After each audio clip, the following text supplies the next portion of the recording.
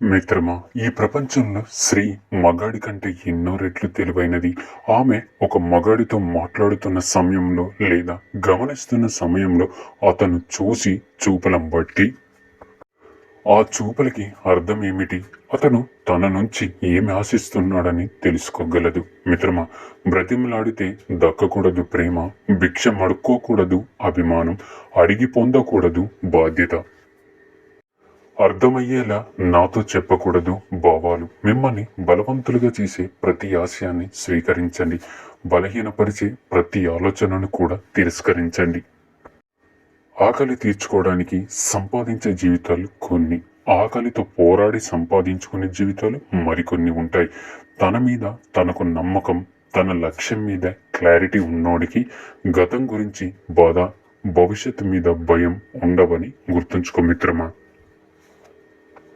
మాట్లాడాలి అనుకునే వారికి ఖచ్చితంగా సమయం దొరుకుతుంది, కానీ వద్దు అనుకునే వారికి సాకు దొరుకుతుంది.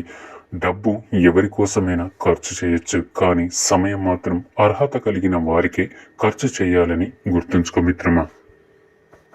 గెలవకపోవడం ఓటమి కాదు, మళ్ళీ ప్రయత్నించకపోవడమే అసలైన ఓటమి.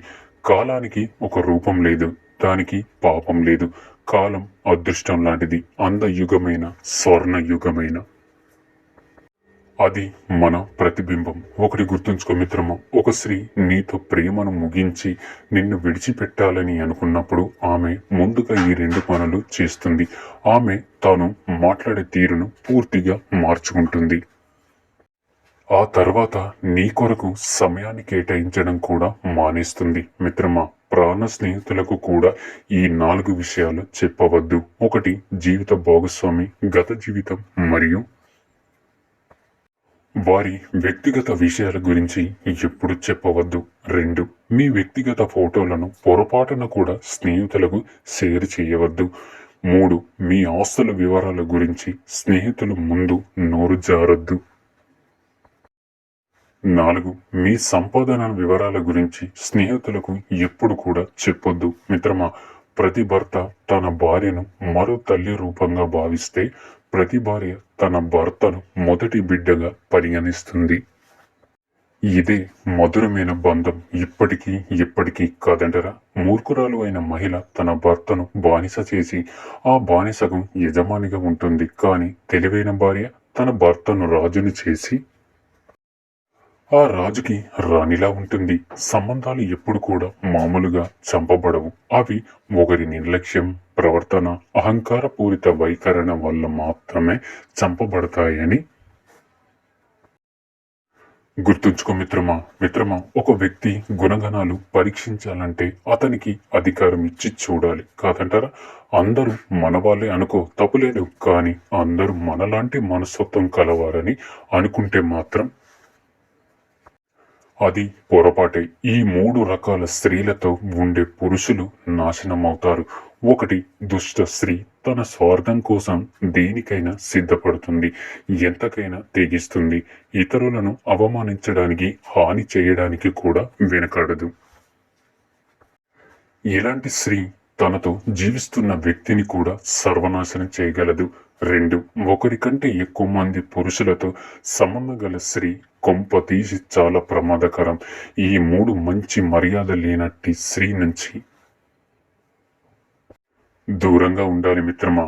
నీకు నచ్చినట్టు మాట్లాడే వారిని ఎప్పుడు నమ్మొద్దు, ఎందుకంటే నటించే వారి నచ్చినట్టు మాట్లాడతారని గుర్తుంచుకో మిత్రమా. ఒక నిజమైన మగాడికి ఒక మంచి ప్రవర్తన గల స్త్రీ ఎప్పటికీ అందంగానే కనిపిస్తుంది. మిత్రమా, మిమ్మల్ని నిజంగా ప్రేమించేవారు ఎలా ఉంటారంటే మీకు సంబంధించిన ప్రతి చిన్న విషయం కూడా పెద్దదిగా తీసుకుంటారు. అలాగే సీరియస్గా ఆలోచిస్తారు. తనకి సంబంధించిన ప్రతి విషయం కూడా మీతోనే పంచుకుంటారు. ప్రతి విషయానికి అలుగుతూ ఉంటారు. మీరు కేవలం వాళ్ళతోనే మాట్లాడాలి అనుకుంటారు. వేరే వాళ్ళతో మాట్లాడితే అసలు సహించరు మిత్రమా. ఎక్కువగా మీతోనే టైం స్పెండ్ చేస్తారు. ఎక్కువగా మీపై డౌట్ కూడా పడుతుంటారు. మీరు తనతో కాకుండా వేరే వాళ్ళతో ఏమైనా మాట్లాడుతున్నారేమో అని భయపడతారు. అప్పుడప్పుడు మీ ఫోన్ కూడా చూస్తూ ఉంటారు మిత్రమా. ఎందుకంటే మీరు దూరమైతే వాళ్ళు తట్టుకోలేరు కాబట్టి మీ మీద ఊరికే కోప్పడుతుంటారు. కానీ ఆ కోపం ఎక్కువసేపు ఉండదు. మళ్ళీ వాళ్ళే మీతో వచ్చి మాట్లాడుతుంటారు. వాళ్ళే పదే పదే మళ్ళీ మీకు సారీ చెప్తారు. ఇలా ఉండేవాళ్ళు మిమ్మల్ని ఎక్కువగా ప్రేమిస్తున్నారని అర్థం చేసుకో మిత్రమా.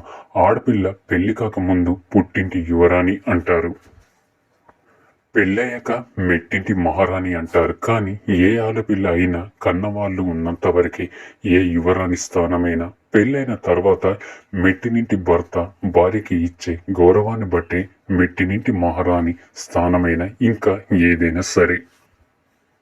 మిత్రమా, ఒకరిని నిందించే ముందు, ఇతరుల్లో తప్పులు వెతికే ముందు, అవతలి వాళ్ళని దూషించే ముందు ఒకసారి వాళ్ళ స్థానంలో నిన్ను నువ్వు ఊహించుకో. అప్పుడే మంచి నిర్ణయం తీసుకో మిత్రమా. ఇంట్లో ఎంతమంది ఉన్నా, ఎంతమంది ప్రేమను పంచినా భర్త పంచే ప్రేమకు ఏది సాటి రాదు. ఏ భార్యకైనా తన భర్త సహకారం ఉంటదిగా సరే సులువుగా వరిస్తుంది. ఆడది సంతోషంగా బ్రతకాలంటే ఆస్తులు అంతస్తులు అవసరం లేదు. భర్త అనేవాడు పక్కనుంటే చాలు. కష్ట సుఖాల్లో పాలు పంచుకుంటూ ఎలాంటి కష్టం వచ్చినా నేనున్నానని భరోసా ఇచ్చే భర్త పక్కన ఉంటే ఆడదానికి ఇంకేమీ అక్కర్లేదు. జీవితాంతం సంతోషంగా గడిపిస్తుంది మిత్రమా. పుట్టింట్లో అమ్మా నాన్నలతో ఉన్నప్పుడు ఎంతో గారాబంగా పెరుగుతూ చిన్న దెబ్బ తగిలిన అరిచి గోల చేసే కూతురు కానీ ఈరోజు అత్తింట్లో చెయ్యి కాల్చుకొని మనసులో ఎంత బాధ ఉన్నా కనీసం అమ్మా నాన్నలతో కూడా చెప్పుకోకుండా అన్ని ఓర్చుకుంటున్న కూతుర్లు ఎంతో మంది. ఈ సమాజంలో కొందరు ఎలా ఉన్నారంటే పక్కోడు బాగుపడితే ఓర్వలేరు.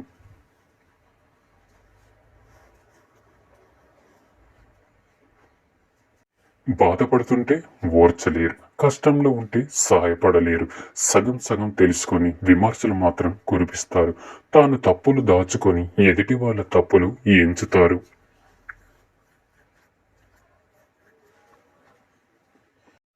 అలా ఎప్పుడు కూడా చెయ్యకండి మిత్రమా. కష్టంలో ఉన్నవారికి సాయం చేయకపోయినా పర్వాలేదు. కానీ మాటలతో కృంగి కృషించేలా చెయ్యకండి.